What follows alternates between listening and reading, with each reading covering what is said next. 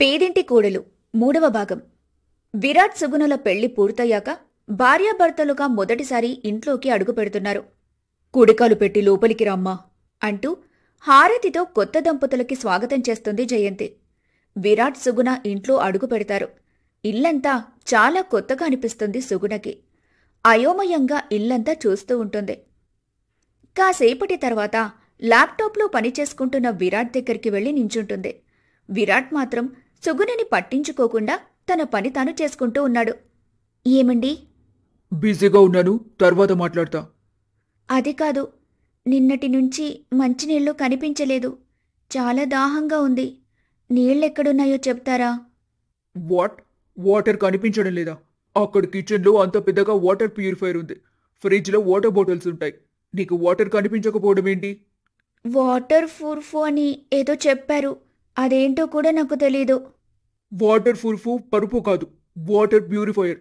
రా చూపిస్తా.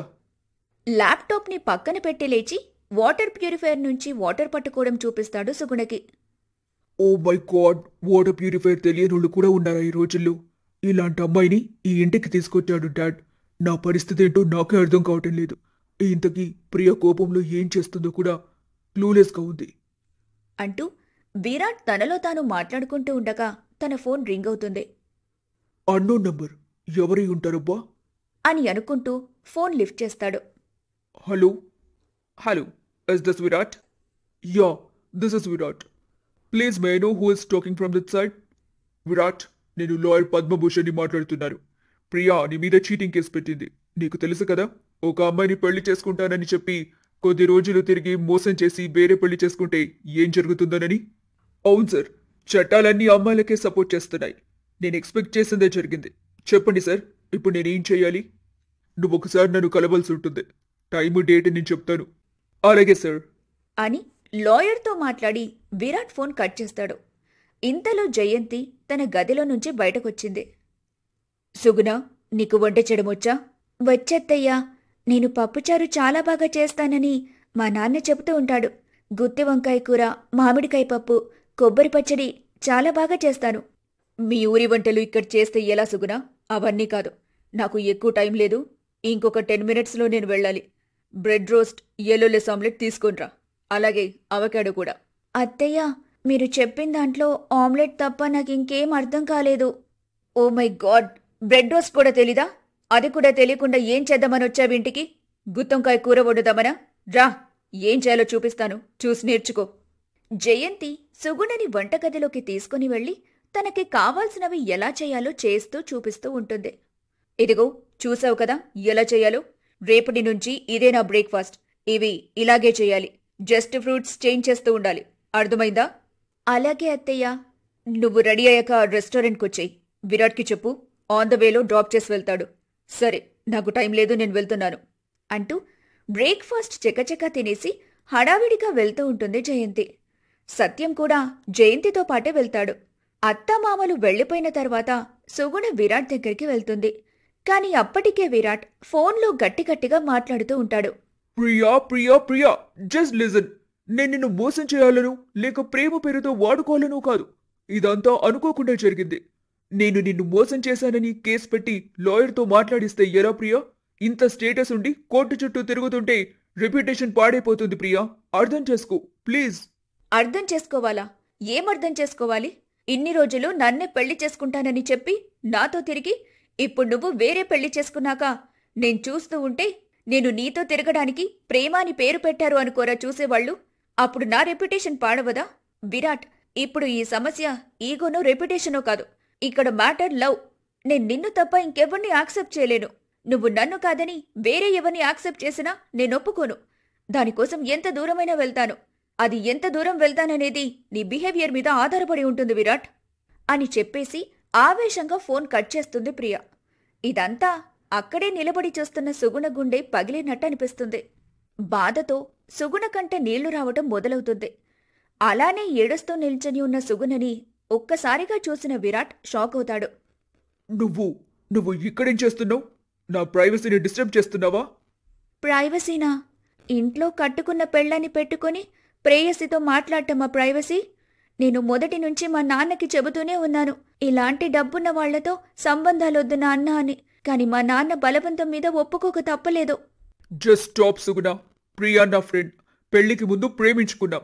నిజం చెప్పాలంటే నువ్వు ఎలాగైనా మీ నాన్న బలవంతం మీద పెళ్లి కొప్పుకున్నావో, నేను కూడా మా నాన్న కోసమే నీతో పెళ్లి కొప్పుకున్నాను, పెళ్లి చేసుకున్నాను. తిండికి గతి లేని ఇంటి నుంచి ఇంత పెద్ద ఇంటికి వచ్చావు కదా, లగ్జరీని ఎంజాయ్ చెయ్యి. అంతేకాని క్వశ్చన్స్ చేయకు. అది నీకే మంచిది. నాకు కాసేపు రెస్ట్ కావాలి, ఇక్కడి నుంచి వెళ్ళు అంటూ సుగుణ మొహం మీదే తలుపులేసేస్తాడు విరాట్. సుగుణ అక్కడ్నుంచి వెళ్లి సోఫాలో కూర్చొని తన జీవితం గురించి ఆలోచిస్తూ బాధపడుతూ ఉంటుంది. నాకంటూ ఉన్నది నాన్న ఒక్కడే. ఇంటి దగ్గరున్నప్పుడు ప్రతి క్షణం నాన్న చుట్టే ఉండేదాన్ని. కాని ఇప్పుడు నాన్న ఎలా ఉన్నాడో, ఏం చేస్తున్నాడో అన్న సంగతి కూడా తెలియకుండా అయిపోయింది. ఇంత పెద్ద అద్దాల మేడ నాకు బందీఖానలా అనిపిస్తుంది అని తనలో తాను మాట్లాడుకుంటూ ఉండగా ఒక్కసారిగా విరాట్ హడావిడిగా పరుగులాంటి నడకతో బయటకు వెళ్తుంటాడు. ఏం జరుగుంటుందో అర్థంగాని సుగుణ విరాట్ని అడగాలని చూసినా విరాట్ సుగుణని పట్టించుకోకుండా వెళ్ళిపోతాడు. ఇంటి నుంచి విరాట్ నేరుగా ఆఫీస్కి వెళ్తాడు. అక్కడికి వెళ్లేసరికి తన క్యాబిన్లో అతనితో పాటు ప్రియా మరియు లాయర్ కూర్చొని ఉంటారు. వచ్చావా? నీకోసమే మేమందరం వెయిట్ చేస్తున్నాం ఇక్కడ. అంకుల్, మీకు చూపించాల్సిన ఇన్ఫర్మేషన్ అంతా చూపించాను కదా. ఇంత జరిగిన తర్వాత కూడా ఏ అమ్మాయి అయినా అబ్బాయిని వదులుకుంటుందా? మీరే చెప్పండి. అందుకే నేను మీ అబ్బాయిని వదులుకోవాలనుకోవడం లేదు. దీనికి మీరే సొల్యూషన్ చెప్పాలి. చూడండి, మీరు కావాలని మీ అబ్బాయికి పెళ్లి చేశారా లేక పరిస్థితుల ప్రభావం వల్ల చేసుకున్నారా అనేది కోర్టుకి అనవసరం. మీ అబ్బాయి ఒక అమ్మాయిని పెళ్లి చేసుకుంటానని నమ్మించి తనతో తిరిగాడు. అమ్మాయి అతను తన్ని పెళ్లి చేసుకుంటానని నమ్మి అతను చెప్పినట్టు చేసింది. తీరా సమయానికి వచ్చాక ఏవేవో కారణాలతో ప్రేమించిన అమ్మాయిని మోసం చేసి ఆ అబ్బాయి వేరే పెళ్లి చేసుకున్నాడు. ఇది మాత్రమే కోర్టుకి కనిపిస్తుంది. అమ్మాయిల విషయంలో శిక్షలు ఎలా ఉంటాయో మీకు తెలియంది కాదు. ఇక నిర్ణయం మీదే. అంటే సార్, అది కాదు. నేను మోసం చేయాలనే ఉద్దేశంతో కాదు. ఉద్దేశం కాకపోతే నువ్వు ఈ అమ్మాయినే పెళ్లి చేసుకుని ఉండాలి కదా. వేరే అమ్మాయిని ఏ ఉద్దేశంతో పెళ్లి చేసుకున్నావు? లాయర్ గారు, నాకు 10 రోజులు టైం ఇవ్వండి. ఈ పెళ్లి నా బలవంతం మీద జరిగింది. దీంట్లో విరాట్ చేసిందేమీ లేదు. వెనక ముందు ఆలోచించకుండా తప్పు చేసింది నేను. కాబట్టి నేనే దీనికి పరిష్కారం కూడా చెప్తాను. కొద్ది రోజుల్లో ప్రియతో విరాట్ పెళ్లి నేను చేస్తాను. మళ్ళీ ఇంకొక తప్పు చేయబోతున్నారు సత్యం గారు. భార్యగా ఒక అమ్మాయి ఉన్న తర్వాత ఇంకొకరిని పెళ్లి చేసుకోవడం చట్టరీత్యా నేరమని మీకు తెలీదా? సత్యం మొదటి భార్యకి విడాకులిస్తే ఇంకొక పెళ్లి చేసుకోవచ్చు.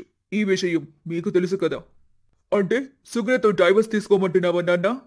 అవునరా, సుగుణతో డివోర్స్ తీసుకుని ప్రియని అఫీషియల్గా మళ్ళీ పెళ్లి చేసుకో. కానీ సుగుణ డివోర్స్ ఎందుకు ఇస్తుంది? అడిగితే ఇవ్వదు, ఇచ్చేలా చేయాలి. అది మేం చూసుకుంటాం. ప్రియా, మాకు కొంచెం టైం కావాలి. లాయర్ గారు, మీకు నేను కాంటాక్ట్లో ఉంటాను. ఈ విషయం కోర్టు వరకు వెళ్లకుండా చూసుకోండి చాలు. మీ మధ్యలో ఏ గొడవ లేకుండా సొల్యూషన్ దొరికితే కోర్టు వరకు వెళ్లడం ఎందుకు? సరే, వీలైనంత త్వరగా పని పూర్తి చేసేయండి. ఉంటాను మరి. ఏదైనా అవసరం వస్తే కాల్ చేయండి అని చెప్పి లాయర్ అక్కడి నుంచి వెళ్ళిపోతాడు. అంకుల్, మీరు చెప్పినట్టు సుగుణతో డివోర్స్ తీసుకునే ఆలోచన బాగానే ఉంది. కానీ ఎలా తీసుకుంటారు? సుగుణ అందుకు ఒప్పుకుంటుందా? అసలే పల్లెటూరి పిల్ల. డివోర్సు, వేరే పెళ్లి ఇలాంటి మాటలు మాట్లాడితే గోల పెడుతుందేమో కదా. అమ్మా, ఈ పెళ్లికి ఇంతలా బలవంతం చేసిన నాకు కూడా విరాట్ సుగుణని పెళ్లి చేసుకోవడం ఇష్టం లేదు. కాకపోతే ఒక బిజినెస్ ఇష్యూ వల్ల వీళ్ళిద్దరికి పెళ్లి చేయాల్సి వచ్చింది. విరాట్కి సుగుణ నుంచి డివోర్స్ ఇప్పించి మళ్ళీ పెళ్లి చేయాలన్న ఆలోచన నాకు కూడా ఉంది. కానీ ఇంత తొందరగా అవుతుందనుకోలేదు. అంతే. ప్రియా, డాడ్ మాట ఇచ్చారు కదా. యూ డోంట్ వరీ, అంతా డాడ్ చూసుకుంటారులే. సరే సరే విరాట్, నేను కూడా వెళ్తాను. ఇంటి దగ్గర చిన్న వర్క్ ఉంది. అలాగే ప్రియా, డ్రాప్ చేయమంటావా? యా ప్లీజ్ అని ప్రియ అనటంతో విరాట్ ప్రియని డ్రాప్ చేయడానికి వెళ్తాడు. సత్యం ఈ విషయం గురించి ఆలోచిస్తూ ఉంటాడు. ఇంతలో మేనేజర్ అక్కడికొచ్చి, సార్, ఇప్పుడే క్లయింట్ దగ్గర నుంచి కాల్ వచ్చింది. రీజన్ ఏంటంట? సార్, అదేంటంటే మనం ప్రెస్టీజియస్గా లాంచ్ చేసిన ప్రాజెక్ట్కి నెగిటివ్ ఫీడ్బ్యాక్ వస్తుందంట. ప్రోడక్ట్ లాంచ్ అయిన కొద్ది రోజుల్లోనే ఇలా నెగిటివ్ అంటే ప్రోడక్ట్కి లాంగ్ రన్ ఉండదు. ఇదే చెప్తున్నారు. క్లయింట్ కొంచెం సీరియస్గానే ఉన్నారు. సరే సరే, నేను చూసుకుంటాను. బట్ ఒక పని చేయండి. మన టీం అందరినీ నెగిటివ్ ఫీడ్బ్యాక్ దేనికి రిలేటెడ్గా వచ్చిందో దానిపై వర్క్ చేయమని చెప్పండి. అండ్ వన్ మోర్ థింగ్, మన డిజిటల్ టీమ్కి కాల్ చేసి నెగిటివ్ ఫీడ్బ్యాక్ వచ్చిన ప్రతి వెబ్సైట్లో పాజిటివ్ కామెంట్స్ చేయమని చెప్పండి. అది ఎలా ఉండాలంటే నెగిటివ్ కామెంట్స్ చూసి అదెవరో నచ్చని వాళ్ళు చేశారని జనాలు అనుకోవాలి. ఫస్ట్ అది చేయించండి. గో, వెళ్ళండి. సత్యం చెప్పిందంతా విని వర్క్ అసైన్ చేయడానికి వెళ్ళిపోతుంది మేనేజర్. సత్యం తన ప్రోడక్ట్ గురించి, ఆఫీస్ గురించి విపరీతమైన టెన్షన్లో ఉన్నాడు. ఏం చెయ్యాలో పాలుపోక తల పట్టుకొని కూర్చున్నాడు. ప్రియని డ్రాప్ చేసి వచ్చాడు Virat. Dad, why are you looking so tensed? అంత టెన్షన్గా కనిపిస్తున్నారేంటి? ఏమైంది డాడ్? సత్యం జరిగిందంతా చెప్తాడు. సరే, నాకు అర్థమైంది. మన ఆఫీస్ అండ్ కొత్తగా లాంచ్ చేసిన ప్రోడక్ట్ రెండు కూడా లాస్లో ఉన్నాయన్నమాట. సరే, నేనేదో ఒకటి చేసి బెటర్ చేస్తాను డాడ్. మీరు ఇంటికెళ్ళి రెస్ట్ తీసుకోండి. ఆఫీస్లో ఉంటే టెన్షన్ పెరగటమే తప్ప తగ్గదు. నేను హ్యాండిల్ చేస్తాను, మీరు వెళ్ళండి అని చెప్పి తండ్రిని బలవంతంగా ఆఫీస్ నుంచి ఇంటికి పంపించేస్తాడు విరాట్. తండ్రి వెళ్ళగానే మేనేజర్ని పిలిచి మాట్లాడతాడు విరాట్. మేనేజర్, సడన్ గా ఇలాంటి సిచ్యువేషన్కి కారణం ఏంటి? మరి సిచ్యువేషన్ ఎలా ఉందో మీకు అర్థమవుతుందా? మనకి ఇన్స్టెంట్ బూస్ట్ దొరకకపోతే ఇంకొక 1 or 2 months లో మనం కంపెనీ మూసేయాల్సి వస్తుంది. Situation is out of control. అర్థమవుతుంది సార్. మీరు చెప్పినట్టుగానే మన ఎంప్లాయీస్ని ఎక్స్ట్రా టైం కూడా వర్క్ చేయిస్తున్నారు. బట్ రిజల్ట్ మాత్రం... ఇలాంటి కహానీలు చెప్పడానికే కాదు, వినడానికి కూడా చిరాగ్గా ఉంటాయండి. మీరు ఆడవాళ్ళు, ఇంతకన్నా ఎక్కువ మాట్లాడలేను. Last 6 months employees work reports తీసుకుంటండి ఇమీడియట్లీ అని విరాట్ గట్టిగా అరిచేసరికి మేనేజర్ హుటాహుటిన రిపోర్ట్స్ కోసం వెళ్తుంది. ఇదిలా ఉండగా సత్యం ఇంటికి వెళ్లేసరికి ఇంటి గుమ్మం దగ్గర కూర్చొని ఉంటుంది సుగుణ. సత్యం ఇంట్లోకి రావటం చూసిన వెంటనే పరిగెత్తుకుంటూ వెళ్తుంది. సుగుణ, కాస్త ఆగు. ఏంటి పరుగు? ఎందుకలా దిగాలుగా కూర్చున్నావు? మావయ్య, ఉదయం మీరెళ్ళినప్పటి నుంచి మీకొక విషయం చెప్పాలని అనుకుంటున్నాను. అప్పటి నుంచి ఎదురు చూస్తున్నాను, కానీ మీరిప్పుడొచ్చారు. సరే, తర్వాత ఎప్పుడైనా వింటాను. ఇప్పుడు కాస్త చిరాగ్గా ఉంది, వెళ్ళి రెస్ట్ తీసుకుంటా అని సుగుణ చెప్పేది వినకుండా అక్కడ్నుంచి వెళ్ళిపోతాడు సత్యం. నేరుగా అతని గదిలోకి వెళ్లి కుర్చీలో కూర్చొని ఆలోచిస్తూ ఉండగా సుగుణ సత్యం తల మీద నూనె పోసి మర్దన చేయటం మొదలు పెడుతుంది. Hey Suguna, what the shit you are doing? లే, ఇక్కడి నుంచి. ఏం చేస్తున్నావు? మావయ్య, మా నాన్నకెప్పుడైనా చిరాగ్గా ఉన్నా, మనసు ప్రశాంతంగా లేకపోయినా ఇలానే తలకి నూనె పెట్టి మర్దన చేస్తాను. కాసేపటికి కుదుట పడతాడు. మీరు కూడా మా నాన్నలాంటి వారే కదా అని నాకు తెలిసింది చేస్తున్నాను.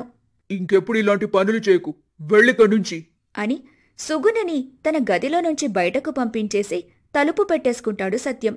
సుగుణ బయట హాల్లో కూర్చొని తాను చేసిన తప్పేంటో అర్థమవ్వక ఏడుస్తూ ఆలోచిస్తూ ఉంటుంది. కాసేపటికి ఆ బాధ నుంచి తేరుకుంటుంది. అయ్యో, మావయ్య ఎప్పుడు తిన్నాడో ఏంటో. ఏదైనా చేస్తే ఆయన కాస్త తింటాడేమో. నేను కూడా ఉదయం నుంచి ఏమీ తినలేదు కదా, ఆకలితో నీరసంగా ఉంది. చకచక ఏదైనా చేసేస్తాను అని లేచి వంటగదిలోకి వెళ్తుంది సుగుణ. అక్కడ తనకి అన్నీ కొత్తగా కనిపిస్తున్నాయి. అన్ని డబ్బాలు వెతికి చూడగా ఒకచోట రవ్వ కనిపిస్తుంది. అమ్మ, ఈ రవ్వతో ఉప్మా చేస్తే ఈ పూటకి కడుపు నింపుకోవచ్చు అని అనుకుని ఉప్మా చేయడానికి సిద్ధమవుతుంది. కాని గ్యాస్ ఎలా వెలిగించాలో అర్థమే కాలేదు తనకి. ఎంత ప్రయత్నించినా కూడా గ్యాస్ వెలిగించలేకపోయింది. అంతలో విరాట్ వచ్చాడు ఇంటికి. విరాట్ రావటం చూసిన సుగుణ తన దగ్గరికి వెళ్ళి, ఏమండి, 2-3 గంటల నుంచి గ్యాస్ ముట్టించడానికి ప్రయత్నిస్తున్నాను, కానీ వెలగటం లేదు. ఎలా ముట్టించాలో అర్థం కావటం లేదు. మీరు కాస్త చెప్తారా? ఆకలిగా ఉంది. ఉప్మా చేస్తాను, అందరం తిందాం. హే, పక్కకు జరుగు. ఫస్ట్ ఆఫ్ ఆల్, అది గ్యాస్ కాదు, ఇండక్షన్ స్టవ్. దానికి మంట పెట్టడాలు ముట్టించడాలు ఏమీ ఉండవు. సెకండ్ థింగ్, నువ్వు కష్టపడి పనికి మాలిన ఉప్మా చేయాల్సిన అవసరం ఏం లేదు. నీ మొహం ప్రవర్తన చూస్తేనే నీ వంటలు ఎంత రుచిగా ఉంటాయో అర్థమవుతుంది. వంటగదిలోకి వెళ్లాలన్న ఆలోచన మానేసి ఏదో చోట కుదురుగా కూర్చో చాలు. ఆన్లైన్లో ఏదైనా ఆర్డర్ పెట్టుకొని మేము తింటాం. నీకు కూడా ఆర్డర్ పెడదాంలే అని చెప్పి విరాట్ చిరాకు మొహంతో అక్కడ్నుంచి వెళ్ళిపోతాడు. ఒక్కొక్కరు మాట్లాడిన మాటలకు సుగుణ మనసు చెల్లాచెదరైపోతూ ఉంటుంది. అత్తారింట్లో ఉన్న ఒక్కో క్షణం నరకంలా అనిపిస్తుంది తనకి. తనకి తానే సర్ది చెప్పుకుంటూ ఉంటుంది. ఎలాగైనా సరే ఒక్కసారి నాన్నని కలవాలి. నా బాధంతా నాన్నకి చెప్పుకోకపోయినా ఒకసారి నాన్నని ప్రేమతో హత్తుకుంటే నాకున్న బాధంతా పోతుంది. ఒకసారి మావయ్యనైనా ఆయన్నైనా అడిగి ఇంటికి వెళ్ళొస్తాను అని విరాట్ని కలవడానికి గదిలోకి వెళ్తుండగా విరాట్, సత్యం ఎక్కడికో వెళ్లడానికి రెడీ అయి ఉంటారు. సుగుణని చూడగానే సత్యం, సుగుణ, చెప్పడం మర్చిపోయాను. ఈరోజు మాకు ఒక చిన్న పార్టీ ఉంది. రావడానికి లేట్ అవుతుంది. అత్తయ్య వచ్చాక తనకి చెప్పు, మా కోసం వెయిట్ చేయొద్దని. విరాట్, రారా, లేట్ అవుతుంది అని చెప్పేసి విరాట్ని తీసుకుని వెళ్ళిపోతాడు సత్యం. వాళ్ళు వెళ్లడం చూస్తూనే అప్పటికే ఎంతో నీరసంగా ఉండటంతో అక్కడే కుప్పకూలిపోతుంది సుగుణ. సుగుణ పడిపోయిన విషయం కూడా పట్టించుకోకుండా వెళ్ళిపోతారు సత్యం, విరాట్. సత్యం, విరాట్ సుగుణని అర్థం చేసుకునే అవకాశం ఉందంటారా? సుగుణ ఈ ఇంటికి సరిపోతుందా? పేదరికమే తన ఈ పరిస్థితికి కారణమా? సుగుణ జీవితంలో మంచి రోజులు రాబోతున్నాయా, లేక తనకి జీవితం మీద వైరాగ్యం వచ్చే రోజులు రాబోతున్నాయా? రాబోయే ఎపిసోడ్లో చూద్దాం. ప్లీజ్ ఛానల్ని సబ్స్క్రైబ్ చేయండి. అలాగే సుగుణ జీవితం గురించి మరింత లోతుగా తెలుసుకోవాలనుకుంటే ఒక లైక్ కొట్టి కామెంట్ కూడా చేయండి.